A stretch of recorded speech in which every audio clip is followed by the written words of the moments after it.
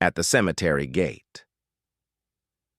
The autumn afternoon cast long shadows across Greenwood Cemetery as Marcus Chen walked slowly along the winding path between the weathered headstones. In his hand, he carried a small bouquet of white lilies, his daughter's favorite flowers. It had been 3 years since the accident that took both his wife and 7-year-old daughter, but the pain felt as fresh as ever on these monthly visits.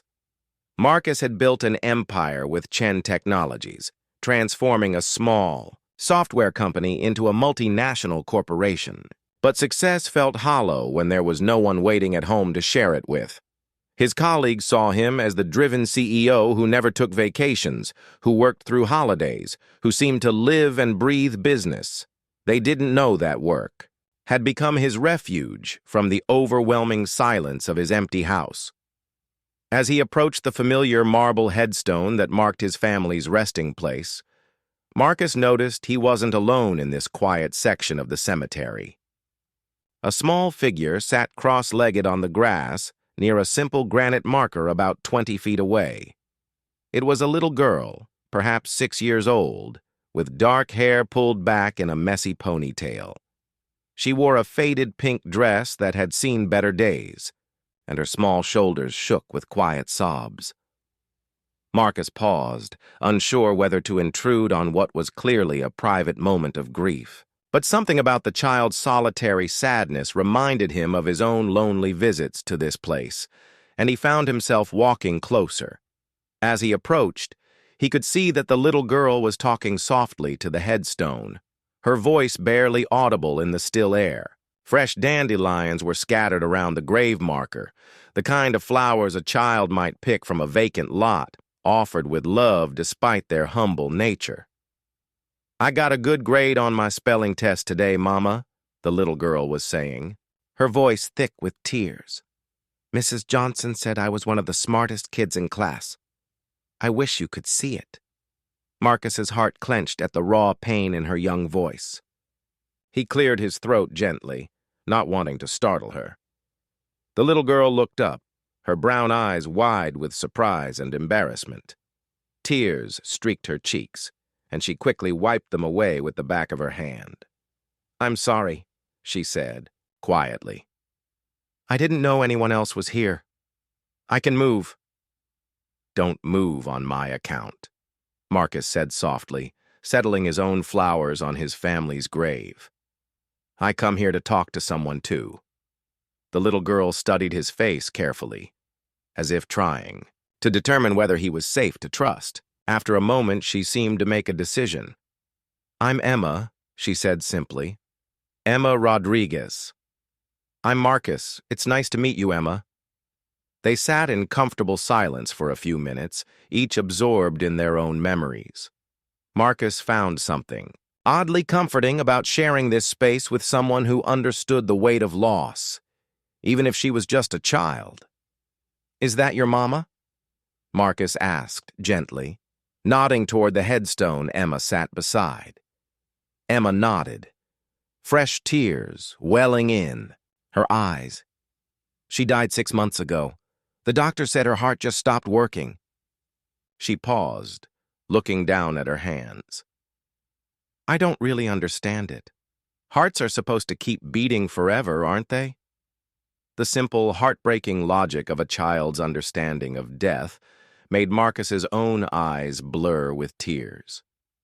"Sometimes they do stop," he said carefully, "but the love doesn't stop. That stays forever." Emma considered this, then looked at the flowers Marcus had placed.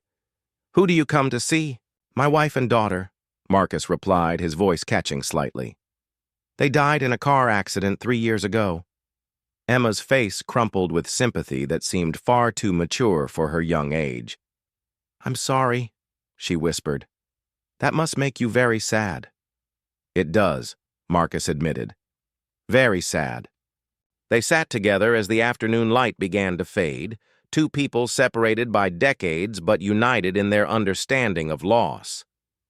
Emma told Marcus about her mother, how she had worked as a night janitor to support them both, how she used to sing lullabies in Spanish, how she made the best pancakes in the whole world even when they didn't have much money for ingredients. Marcus found himself talking about his daughter, sharing memories he rarely spoke aloud, how she had insisted on wearing her superhero cape to the grocery store, how she had tried to teach the family cat to fetch, how she had hugged him every morning before school, telling him she loved him to the moon and back. As the sun began to set, casting golden light across the cemetery, Emma asked quietly, "Do you have other kids at home?" Marcus shook his head. "No, it's just me now." Emma was quiet for a long moment, picking at the grass beside her mother's grave. When she spoke again, her voice was so soft Marcus had to lean closer to hear her. "I don't have anyone either," she said. "I'm staying with Mrs. Patterson from down the street, but she has 6 other kids and she's always tired. I don't think she really wants me there." Marcus felt his heart break a little more. "What about other family? Grandparents? Aunts or uncles?" Emma shook her head. "Mama said it was just us against the world, but now it's just me." The weight of her words settled between them like a stone. Marcus looked at this brave little girl who visited her mother's, grave alone, who got good grades on spelling tests with no one to celebrate with, who picked dandelions as offerings because they were free and beautiful in their own simple way. "Emma," Marcus said carefully, "would you like me to drive you home? It's getting dark." Emma looked up at him with those serious brown eyes. "You don't have to. I know the way." But something in her voice suggested she didn't want to make the journey alone. Marcus stood and offered his hand, which Emma took after a moment's hesitation.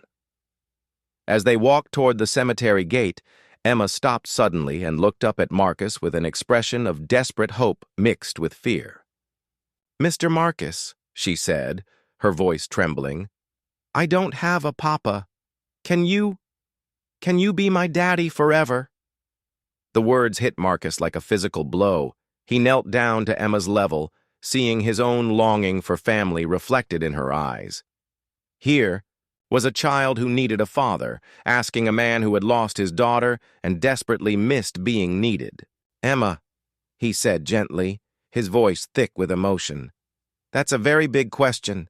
Being someone's daddy forever is a very important job." Emma's face fell, and she looked down at her shoes. "I know you probably don't want to. Nobody really wants kids like me." "No," Marcus said quickly, tilting her chin up so she could see his face. "That's not true at all. You're a wonderful little girl. Any father would be lucky to have you." "Then why won't you?" Emma asked, tears beginning to fall again. Marcus felt something shift in his chest, a wall that had been built around his heart beginning to crumble. "I didn't say I wouldn't, sweetheart. I said it's a big question. Can you give me some time to figure out how to make it happen the right way?" Hope bloomed across Emma's face like sunrise. "You mean it? You might really want to be my daddy?" "I mean it," Marcus said, and realized he had never meant anything more in his life. 1 year later, Marcus stood in the same cemetery, but this time he wasn't alone. Emma held his hand tightly as they placed fresh flowers on both graves, lilies for his first family, and bright sunflowers for Emma's mother. "I told Mama about you," Emma said, looking at her mother's headstone. "I told her you take good care of me and that you're teaching me to ride a bike and that you make terrible pancakes. But you're getting better." Marcus laughed, squeezing her hand. "I'm still working on the pancake recipe." "That's okay, Daddy," Emma said, the words still sending warmth through Marcus's heart every time she said it. "We have lots of time to practice." As they walked back to their car, because they were a family now, Marcus reflected on how grief had brought them together and love had made them whole.